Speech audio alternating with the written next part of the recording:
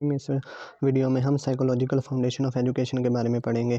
اب سائیکولوجیکل، اس سے پہلے کہ ہم ان کو ریڈ آؤٹ کریں اس بک کو، سب سے پہلے میں آپ کو 2-3 منٹوں میں سائیکولوجیکل فاؤنڈیشن اپنے الفاظ میں بتاتا ہوں تاکہ آپ کو بھی سمجھ آئے کہ یہ ہوتی کیا ہیں۔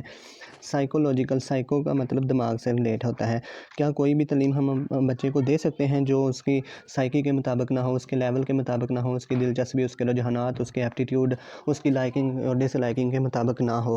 اگر کیا ہم 1 کلاس کے بچے کو 10 کلاس کی بک پڑھانا شروع کر دیں یا اتنے ڈیفیکلٹ کنسیپٹ دینا شروع کر دیں جو وہ ابھی یا کر بھی نہیں سکتا، تو جو ہوتی ہے نا سائیکولوجیکل فاؤنڈیشن، اس میں اس بات کا خیال رکھا جاتا ہے بچوں کی صلاحیتوں کا، بچوں کی ضروریات کا، بچوں کے ایپٹیٹیوڈ کا، بچوں کے ایٹیٹیوڈ کا، بچوں کی لائکنگس کا، بچوں کی ڈس لائکنگ کا، بچوں کی سائیکی کا کہ وہ کس طرح، اور سب سے پہلے بچے کو دیکھنا پڑتا ہے کہ بچوں کا دماغ کیسا ہے، وہ کیسے کام کریں گے، کیا وہ کر بھی سکیں گے ان ایکٹیویٹیز کو، یا وہ ان بکس کو پڑھ بھی سکیں گے، کیسے پڑھیں گے، ان کی دلچسپی بھی ہوگی کہ نہیں، کیسے ہم کریکلم بنائیں، کیا ہمارے آبجیکٹیو ہونے چاہیے، کیسے ان کو امپلیمنٹ کیا جائے گا، کیسے ان کا ایویلویشن کیا جائے گا۔ 4 چیزیں وہ جو ہیں وہ مائنڈ میں رکھتے ہیں۔ سب سے پہلے ایمز، یعنی کہ ہمارے مقاصد کیا ہیں یہ کریکلم بنانے کے، پھر جب مقاصد بن جاتے ہیں پھر کریکلم بنایا جاتا ہے بچوں کے لیے، نصاب جسے کہتے ہیں، پھر پیڈاگوجی یعنی کہ ٹیچنگ میتھڈ یا ٹیچروں کو ہائر کیا جاتا ہے، اور اینڈ پہ ایویلویشن کیا جاتا ہے۔ تو اس میں سائیکولوجیکل فاؤنڈیشن کا مین پوائنٹ یہی ہے کہ بچوں کے جو ہے نا طبع، ان کے رجحانات، ان کی دلچسپی، ان کی صلاحیتوں کو ذہن میں رکھنا، تو پھر ہی جو وہ ہے نا تعلیم کامیاب ہوگی۔ اگر بچوں کی دلچسپی کو، بچوں کے ایٹیٹیوڈ کو ہم نے مائنڈ میں نہیں رکھیں گے تو جو ہم نے ایجوکیشن یا کریکلم بنایا ہے یا ایجوکیشن سسٹم ہے یا پروسیس ہے وہ فلاپ ہو جائے گا۔ تو اس میں یہی باتیں ہیں، صرف الفاظ میں نے کچھ الفاظ میں کہنا ہے، اس بک والے نے کچھ میں، آپ نے کچھ میں سوچنا ہے، تو اس وجہ سے بات وہی ہوتی ہے جو ہے، لیکن کہنے میں فرق ہو جاتا ہے۔ تو اب ہم شروع کرتے ہیں۔ تعلیم کی نفسیاتی بنیادیں۔ نفسیات علم کا ایسا شعبہ ہے جس میں انسانی فطرت، رجحانات، ذہن اور اس کے طرز عمل کا مطالعہ کیا جاتا ہے۔ دیکھیں، انسان کی نیچر کا، ایپٹیٹیوڈ کا، مائنڈ کا اور طرز عمل کا مطالعہ کیا جاتا ہے۔ انسان اپنی فطرت کے لحاظ سے بہت پیچیدہ ہے، یعنی کہ انسان بہت پیچیدہ ہے۔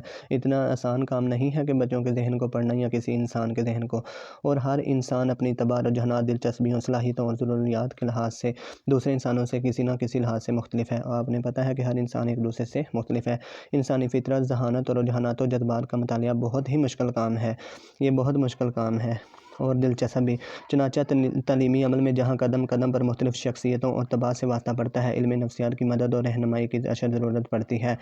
تعلیمی نفسیات، نفسیات کی وہ شاخ جو عمومی نفسیات سے اخذ شدہ اصول و ضوابط کا عمل تعلیم میں اطلاع کرتی ہے، تعلیمی نفسیات کہلاتی ہے۔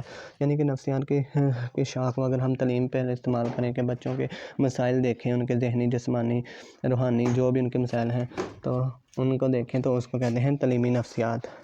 تعلیمی عمل کی کامیابی میں تعلیمی نفسیات کا بہت ہی اہم کردار ہے۔ تعلیمی عمل کے دوران اساتذہ کے سامنے جو مسائل پیش آ سکتے ہیں، ان سب کے حل کے لیے علم نفسیات مناسب اور مؤثر رہنمائی فراہم کر سکتا ہے۔ تعلیم افراد معاشرہ کی متوازن نشو و نما اور شخصیت کی ہمہ پہلو تکمیل کا نام ہے، یعنی کہ گروتھ اور ڈیولپمنٹ کا نام ہے، کریکٹر سازی کا نام ہے۔ اس عمل کی کامیابی کا انحصار اس بات پر ہے کہ تعلیم افراد معاشرہ کی صلاحیتوں اور نفسیاتی ضرورتوں سے ہم آہنگ ہو، یعنی کہ جو ایجوکیشن ہے، جو سوسائٹی کے معاشرہ ہے، اس کی صلاحیتوں، کیپیبلٹیز اور نفسیات سائیکی کے مطابق ہونی چاہیے ایجوکیشن، یہ نہیں کہ ایجوکیشن کچھ ہو، معاشرہ کچھ ہو، معاشرے کی ضروریات کچھ ہوں۔ نفسیات کی مدد سے تعلیمی عمل کی ماہیت یعنی کہ نیچر کا مطالعہ بھی کیا جاتا ہے۔ اس طرح متعلم کی فطرت، متعلم جو کہتے ہیں، اور عمل تعلیم کی ماہیت کے مطالعہ سے متعلم کی فطرت، متعلم کہتے ہیں جو اسٹوڈنٹ ہے، اس کی نیچر، اور عمل تعلیم یعنی کہ ایجوکیشن پروسیس کی ماہیت، نیچر کے مطالعہ سے تعلیمی عمل، ایجوکیشن پروسیس اور نظام تعلیم، ایجوکیشن سسٹم کی تنظیم نو، ریکنسٹرکشن کے لیے نفسیات کا علم ایک اہم اساس کی حیثیت اختیار کر جاتا ہے۔ ان تمام چیزوں کے لیے نفسیات کی بہت ضرورت پڑتی ہے بچے کی نیچر کو سمجھنے کے لیے۔ ٹھیک ہے، علم نفسیات اور تعلیم کا آپس میں کیا تعلق ہے، واضح کیجیے۔ اللہ تعالیٰ نے ہر انسان کو